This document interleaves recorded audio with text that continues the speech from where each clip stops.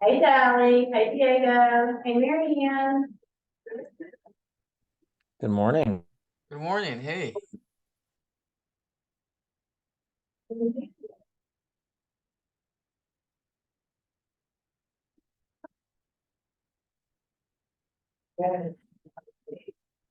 everybody have a great weekend?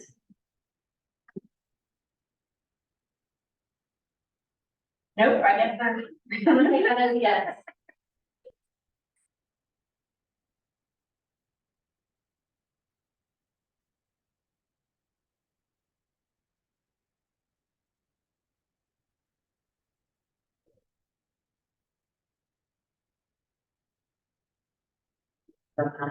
Like,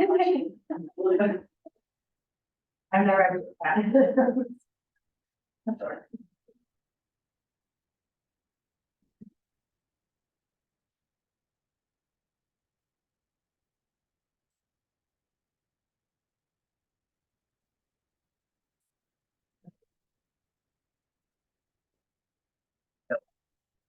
Okay, we're getting there, guys. It's like I've never done this before. You guys normally have more people online. We do. So here's the clicker. That advances. All right. Thank you. Oh, yeah, y'all are in good hands. Sounds good.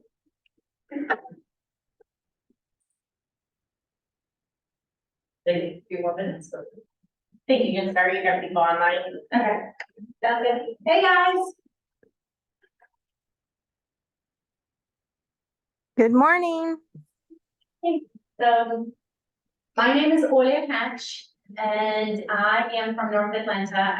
I am on the Williamsburg location, and I have been in business for 8 years, and this year I'll have a little bit shy of $12 million, my production. And I've been with Keller Williams for the last 6 years. At the moment, my two spokes for my business is one is Sphere. So do you want to sit right here? You don't have to keep turning, sure. So that way at least like I can deal with the, yeah, right, yeah, perfect. So the way that in my business, like last year, I have really narrowed it down and kind of just started paying attention to two ways of how to generate business. One was my Sphere. I really dug really deep and just having the relationships with my past clients, my Sphere, and then open houses. So I really have worked really good, very hard at creating the open house system so that way I can, like if somebody called me and said, hey, can you come and pick up and do the open house today in 1 hour? I can like spot on, get up and go and nobody will, I will not skip a beat. So today we're gonna talk about how to identify open house. So like there's two different things. Like one is I have a listing and I'm doing the open house for myself. And then there's the other one is I don't have a listing. I found somebody that's gonna let me to hold an open house and I'm going to go ahead and hold the open house for them. So today we're gonna talk about the one that is you get to hold it for somebody else. And here's my process. And we're gonna talk about how to identify the right house, how to prepare for it, what do you do during the event, and then what activities do you do afterwards for the follow-up and everything else. How do you convert those people? Like what kind of conversations you have during the open house, so then that way they're waiting for you to call you back, for you to call them. So why do we do open houses? We, of course, to sell the house itself, meet the neighbors, show the presence in the neighborhood, find new buyers, add more contacts to our data bank, build relationships, be the market expert, and have more sales. So this year alone, I have probably had about 9 transactions already directly from the open houses. In addition to everything that my contracts. So the way that if I were to in the beginning, when I started, I was like, oh, I want to hold an open house. Like I would raise my hand, post it on Facebook, or call somebody and be like, hey, anybody have an open house for me? And of course, the ones that I would get is the ones that were like, have been on the market forever, like the agents, of course, those are the ones that are like the first ones, it's like, oh, yeah, I have an open house for you, and you go in, you sit there for 2 hours, you get maybe one person come in and you can't convert them, so it's a complete waste of your time. So I got smart what I do. What I do first is I look at the location. I try to figure out what house do I want to hold. So like, which ones, what is my area? Where do I want to market? What does the house look, what do I want it to look like? Do I want it to be staged? Do I want it to look pretty? I figured out my perfect avatar house, and that's the one that I kind of go after.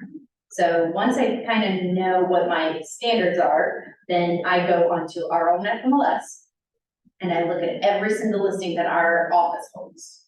And then I go through it and look at homes that haven't been on the market for more than 90 days, or they haven't had a price drop. Like hopefully you're gonna find a home that just got listed. Those are the ones that will have the most amount of traffic. Price point, you figure it out. What price point do you want? Do you want the first time buyer, move up buyer, or the luxury buyer? You kind of work from that. And then you find the house, you reach out to the agent, find out which one that you're able to hold, and then I do the open houses usually Saturday and Sunday from 2 to 4. And I have tried open houses on Friday from 4 to 6. I have done open houses Friday from 5 to 7. For me, because my goal is to do 50 open houses a year. So, and I don't want to work every single weekend, so I kind of double down into two open houses back to back. And sometimes it's 3 open houses back to back, like Friday, Saturday, and Sunday. But that way I do one set of signs and then I just switch out the buyers. Do you guys have any questions about this?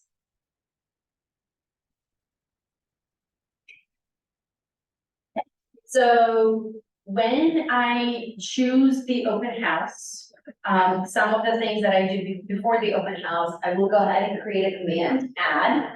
I will create a Facebook video invitation. I'll put it on Reels. I'll put it on the 24-hour stories, the stories. And then like I'll pay the ad in the command. So then that way it kind of just sends it out broadly. I will go door knock, invite the neighbors to do the open house, and sometimes it's just 10 doors, sometimes it is 25. It just depends on my time. It depends on what's going on. Depends on the neighborhood. When I do put out signs, one of the things that I kind of especially do is when I have the signs and I have to put in somebody's yard, I'll just go knock on on that door and be like, hey, I just wanted to, get your permission to put up a sign right in front of it, and that kind of lets us have a back conversation without me being salesy. Yeah. Just ask permission. Most of them they're great.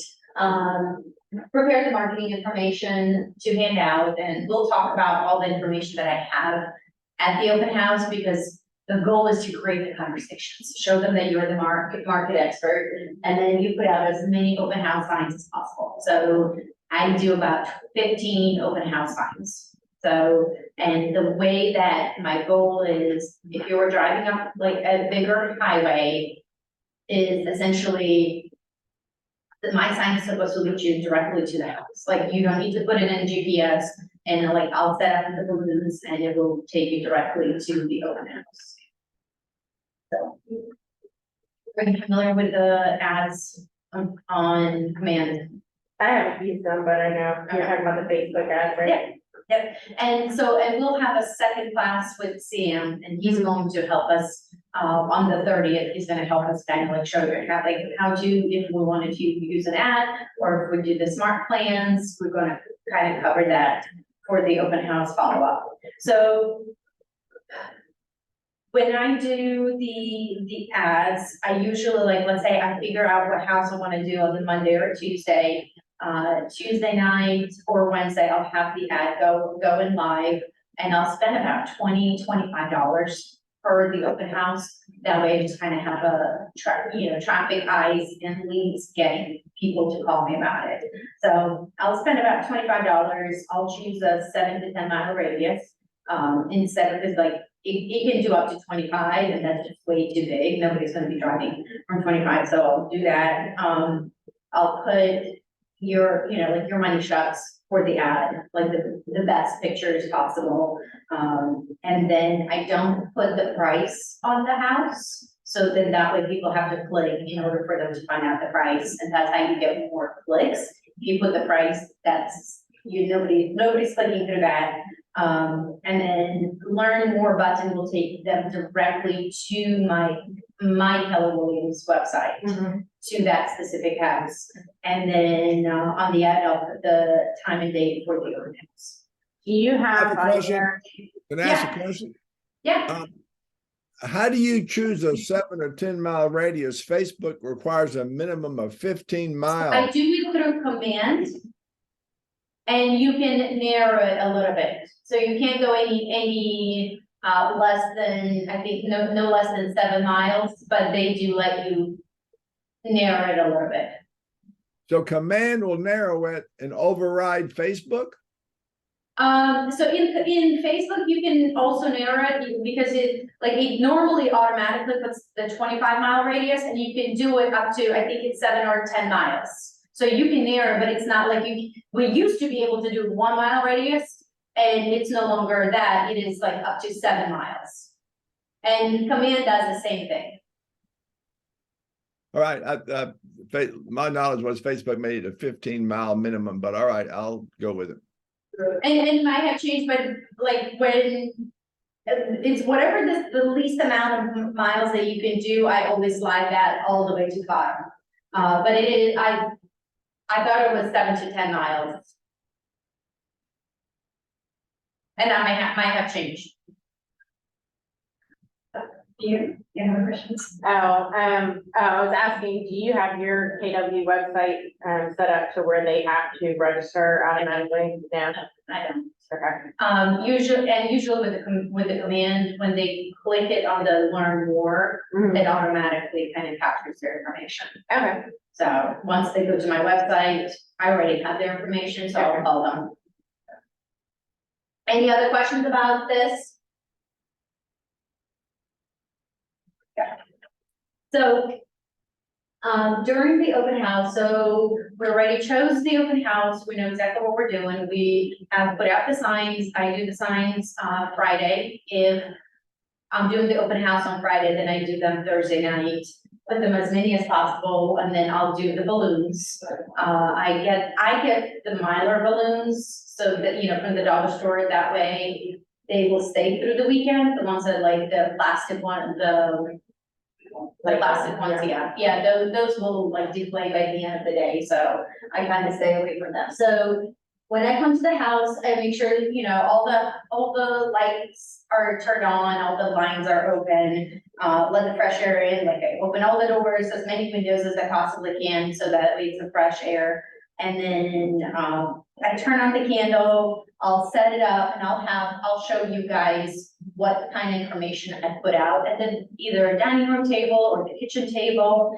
And then that way, as I'm having different conversations with different people, I kind of point them and we start talking deeper into that. I kind of like have a hook.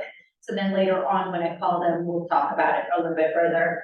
And then I'll have a sign-in sheet. So I have experimented with the QR codes that will take you to the Google Drive, and then I have the paper sign-in sheet. So at the moment, the paper sign-in sheet works way better than the QR code. When we had, 6 months ago, a year ago, when we had a bunch of people, the QR, I always had both. The QR code was fabulous. Now it's a little bit more slower, so I have time to actually talk to people about it. And then, so the sign-in sheet that I use is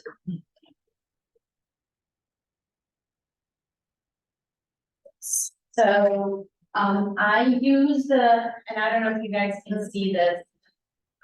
So the way that my sign-in sheet works is I have 3 different goals for the sign-in sheet. The top part of my sign-in sheet is essentially a survey for the house. So the people that are like, oh, no, we don't want to fill out information, I'm like, it's okay, just go ahead and put your, what you think of the house, and that way seller has feedback, and just write your name.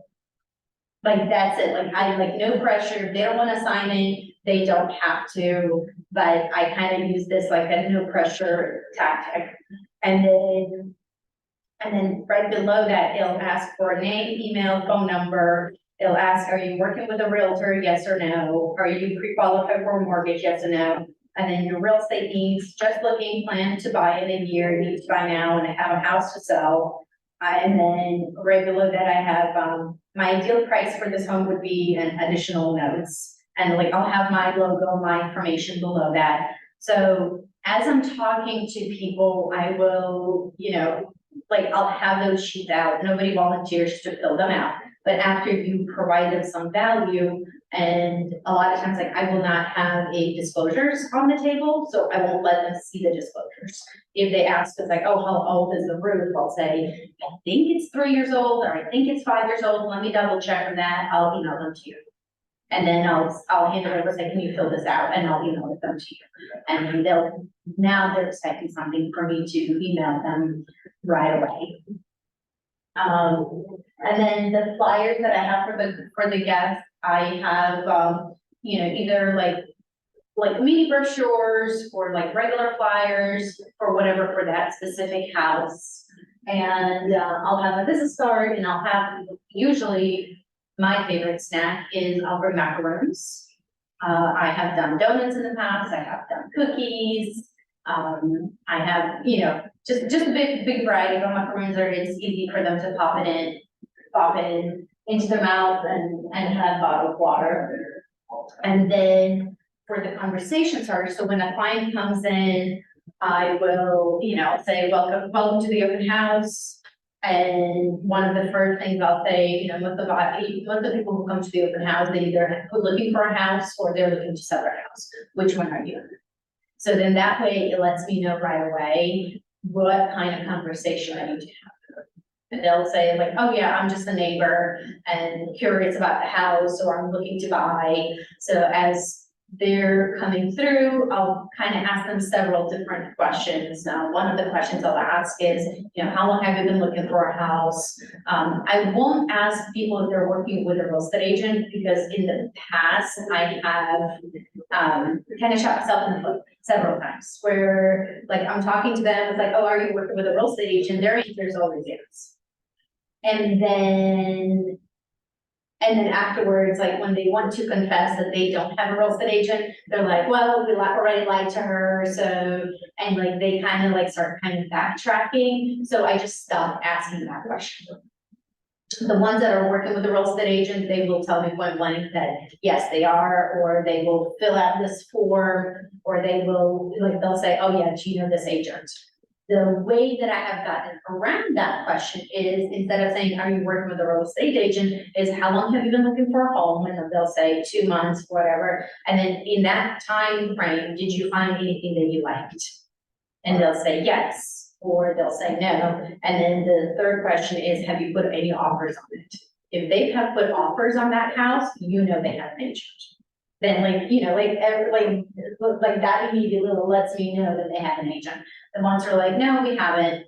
Then my next thing is like, I'll ask them, say, have you sat down and had a buyer strategy session? And they'll ask me what that is. And I'll say, we can sit down. It takes about 20 to 30 minutes, but I can take you through the entire process of what it takes to purchase a home and how do you win with the terms. So it's not always that you win houses with just the price. There's other terms that are involved in the house, purchasing a home, and we can go over that. That way, when you're ready to purchase a home, you know exactly what to expect. So right there, I try to schedule a buyer consultation.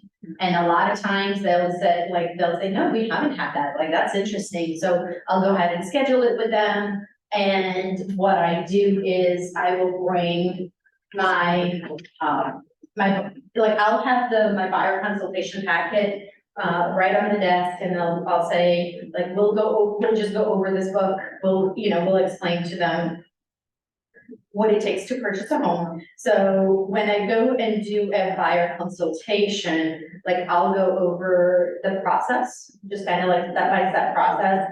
And then I'll also print out a purchase and sale agreement. And then I highlight all the terms that are negotiable. So as we're going through the process, like, once I feel like, the purchase price, that's negotiable, the closing cost, that's negotiable. If your earnest money is anywhere between 1% and 3%. So if you love that house, you want to do more. If you are okay with losing the house, you can do less. Due diligence, like 3, 5, and 7 days, depending on how much you love the house. If you absolutely love the house, no more than 3 days for, inspection time and due diligence. And what happens is a lot of agents don't go through that process. They don't explain the purchase and sale agreement. Whereas I kind of showed it to them ahead of time, so they were prepared. So then when we are writing up an offer and I tell them, oh, okay, this client needs to have a temporary occupancy, or we need to do this, they're not questioning anymore. And they kind of just like, okay, we love this house on the scale of 10. We're gonna do our best report. So that has helped me significantly, especially in the last 2 years with winning bidding wars. So some of the other conversation starters, so I'll have a buyer seller guide. I'll have active listings within a 1 mile radius to show them. I will have you guys are familiar with the American Idol chart from Chartmasters. So, during our Chartmasters on the quarterly basis, like they do this, so I'll always have that. This is one of my favorite charts because the way that I explain it to people is like, look, here's a history of since 2008, what really happened. And a lot of times people expect the market to crash, and I explain to them is we will not see the price drops until we see more inventory. And based on this, we're way below where it's even normal market. And so until we start seeing this again, we won't see the price drop. And we'll have that discussion. And because most of the people have never seen this, they actually lean in and start paying attention and listening to that. Other information that I'll have out is a local market update from FMLS, just a little, specifically for that zip code, specifically for that area. Housing supply market overview, that's from Georgia MLS. It talks about the entire Georgia area. And then when, comparing Keller Williams against other real estate companies. You get to see it at all. Yeah. Do you guys have any questions about those? So the goal is, as we're having different conversations, is that they start asking me about those specific things. I don't want to be it's making sure that the conversation just goes very naturally, and I start educating them about the market and what's kind of happening. Question. Yeah. When you send out a copy of this replay, could you include the handouts and PDFs so that we could see them? I can. So there's quite a bit. Most of the information is from Georgia FMLS. It's just the statistics. Georgia MLS, the FMLS, and then the Chartmasters. Those are the primary what I have out on the table. Does this come from Georgia MLS? Mm-hmm. Yeah. Right. I just don't know which ones you're using based upon just hearing it. Yeah, and I can take a picture of it. And yeah, it's yeah, I'll take a picture that way you can kind of see what it is.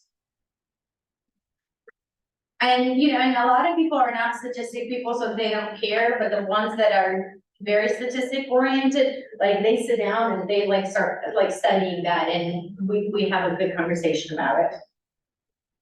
Any other questions? Joe, it's like the information off the info stars. Yeah, that's it.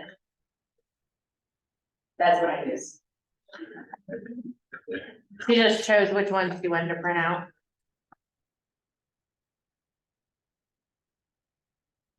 Yeah, so, the goal of the entire open house is to set at the second time. So whether we have a buyer consultation, like that's the goal, like it's, do the open house, do a buyer consultation. If they are resistant to the buyer consultation, then I will try to get them to go see, especially when there's not enough inventory, try to get them to see a house that is not on the market yet. And, you know, we have such a great company that a lot of times it's like, hey, I need a house in this school district within this price point. And somebody's like, oh yeah, I have one coming up. So then if I'm able to show that house prior, or as soon as, you know, just kind of email them that listing. So then that way they're one of the first ones to know, like that has been significant, like help. So everything you do is like just to get that second time to meet them, because immediately your conversion rate goes through the roof. The second time that they agree to it. So my follow-up plan is as soon as they leave, once the open house is over, I will send out a text message. Either I'll text message them saying, hey, thank you so much for coming to the open house.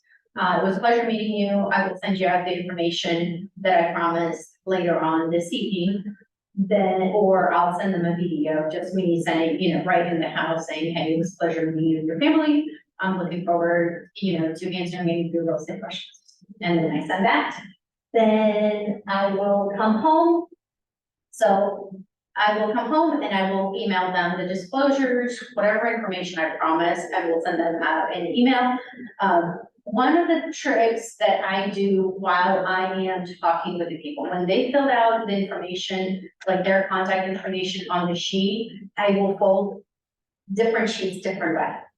So if I know it's a hot lead and I have to talk to them no matter what, I will, like right in front of them, I'll just kind of fold it and put it aside this way. If it's they already said, hey, I have an agent, or we're just looking, like we're not buying, we're just curious what that floor plan looks like, then I'll just leave it like this. So then that way, when I come home and my husband's like, okay, like either, you know, let's go out to eat, or you have showings or whatever, like my number one priority is these guys. Like these are the leads that are gonna get touched the moment that I come home.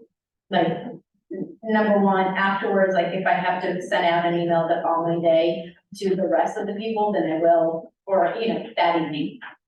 So that has helped me significantly in kind of figuring that the priorities. So I'll send them a thank you email, with the disclosures, any other information. I have started using QB Casa. It's a floor plan, like thing that we have. That is provided through Georgia MLS, and it's free. It's been great because it kind of gives me the floor plan, house of the floor plan. How do you spell that? It's a CUBI CASA. So if you go into Georgia MLS, there's a link where you can click through it, you can sign up, and it gives you a floor plan. It's been great. I've been using that quite a bit, and it's something that other agents don't have. Or you know, like they're not using it. No, huh? They're not using it. So it just kind of makes me stand out from the rest. Then So are you sending them of the house they went and that open house? Yeah, so before the open house, I'll go ahead and do the floor plan. Usually it'll take about 12 hours to get the floor plan back. Okay. So when I preview the open house, or I do this, I put out signs, I'll go into the house, do the floor plan, layout of the floor plan, and then I'm sending that out to the people. And I tend to, like, there's two options you can do. You can do one with the dimensions, and there's options you can do without dimensions. I send it out without the dimensions. Because I don't want somebody to be like, oh, our dining room won't fit into this, and I don't want to put that in. You know, like I don't want them to like talk themselves out of my house. So I just kind of say, see it. yeah. That was also, I always do that as well with when my clients go under contract for our house. I use the QB site immediately as well, because it helps me, then I send them out to, dimensions, that way they don't have to ask me, it's like, hey, can we go and figure out what our furniture's gonna fit, that our furniture's gonna go fit is, I need to just measure this one room, it's like, here you go, you have it. And it has saved me a lot of time from going back and forth into the houses. So Monday comes, I'll call them, everybody who came to the open house, and I'll try to get feedback, what they thought about the house, whether, if they had any questions about the disclosures or anything else, and then I will, if that house doesn't work, I kind of start asking them other questions, like what have you, what are you looking for? And then I'll email them, follow up with, here's a home that I think might work for you. If they're not working with the real estate agents. And then I'll send them some other homes, and then the goal is to schedule that second showing.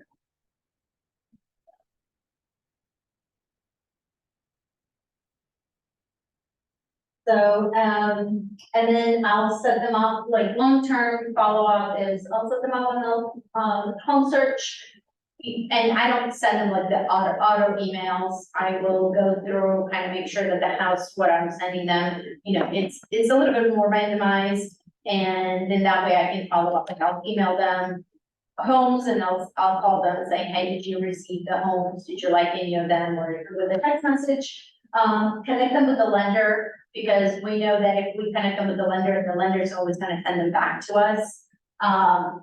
And then call or text every week, depending on their, like if we're actively looking, you want to, and then, connect them with social media, depends on, you're comfortable with it, but like some people I have, had such a good connection that we started connecting, with each other, talking on the, Facebook. So, and then at the end, you just kind of keep track of your goals and for the open house. So like for me, like before I go on to the next spoke of my business, I wanted to get so good at the open houses that was bringing me transactions. So then later on, I could just introduce something else and not get distracted, like continue with the open houses. So doing them to the high level. So keeping track of how many houses did you do, how many people came through the open house, how many leads did you generate? How many closings came directly from the open house? All of those things are like very good statistic. And then that's it. You guys have any questions? So you're saying you do like 50 a year is your goal, and you close like 9 to 10? Yeah. Yeah, and I have more that's going, like, that are going, like, I'm constantly talking to them, like, that's my next year business. I have had where people said, no, we're not gonna fill out information, we're not gonna give you information, and then they call me. They're like, hey, we went and saw all these open houses, and you're the agent that we really liked, so could you help us buy a house? Like I have had, and then after that, it just becomes, it's like, okay, like this couple, and then they either refer me to somebody else, or they're selling that house and they're buying another house. So I have had quite a bit of transactions, from the open houses that I held. Like I held one in March from, like I converted 3 buyers directly from that open house. And then now I'm getting referrals from those buyers. I have converted to 4 more. Okay. So it's just, like you just have to work it. So if you guys have any questions, my email address is Olya, OLYA @8w.com. And my phone number is 470-286-2381. So if you have any questions, let me know. I'm happy to kind of guide you and take you through the process.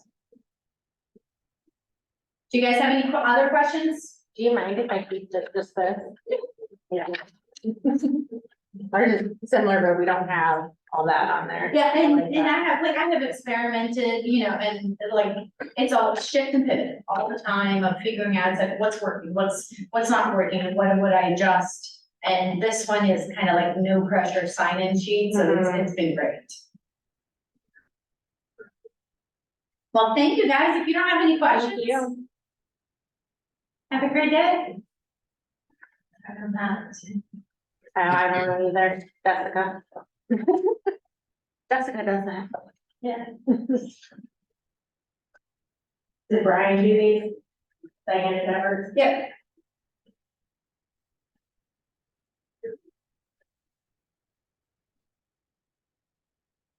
It's funny, we use some of these same fonts and stuff for our. Oh, yeah.